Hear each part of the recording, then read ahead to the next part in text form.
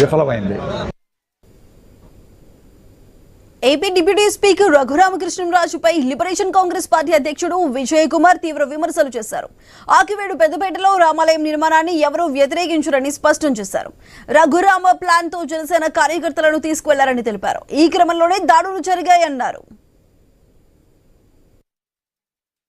మీరు తీసుకొచ్చినటువంటి అంశం ఏమిటంటే అక్కడ ఒక టెంపుల్ ఉంది, ఆ టెంపుల్ కు సంబంధించి మేము రాముడి దేవాలయం కడతాము అన్నారు. ఫైన్, రాముడికి దేవాలయం కడితే దాన్ని అబ్జెక్ట్ చేసేవారు ఎవరు ఉండరు. కానీ దాని పూర్వపరాల్లోకి వెళితే అక్కడ తెలిసినటువంటి విషయం ఏమిటంటే అసలు ఇతనే జనసేన కార్యకర్తల్ని 50 మంది పైన తీసుకువెళ్లడం, పోలీసుల్ని 50 మంది పైన తీసుకెళ్లడం అంటే ముందుగానే ఒక ఆర్కెస్ట్రేటెడ్ గా ఒక షో నిర్వహించాలి అనేటువంటి ఆలోచనతో జనాన్ని వేసుకుని ఆకివీడి పెద్దపేటకు వెళ్ళడం జరిగింది అనేది ఒకటైతే, అతను వెళ్ళిపోయిన తర్వాత అసలు ఘర్షణలకు దారి తీసింది. ఘర్షణ జరిగేటప్పుడు అక్కడ ఒకరి మీద ఒకరు తిరగబడినటువంటి సమయంలో కన్స్ట్రక్షన్ కోసం కొంత మెటీరియల్ అక్కడ ఆల్రెడీ ఉంది. అక్కడ స్లాబ్స్ కి వాడేటువంటి చెక్కలు, దానికి కొట్టిన మేకులు ఉన్నాయి. ఎవరికి అందిన దాన్ని వాళ్ళు తీసుకుని కొట్టడంలో ఆ మేకులకు ఉన్న చెక్కలు పట్టుకుని కొట్టినప్పుడు ఆ మేకులు కొంతమందికి గుచ్చుకున్నాయని ఆ సీన్ ఆఫ్ అఫెన్స్ లో ఉన్న వాళ్ళు నాతో చెప్పినటువంటి విషయం. దానికి వీరు ముందుగానే ప్లాన్ చేసి మేకులు తీసుకుని కొక్కాలు తీసుకుని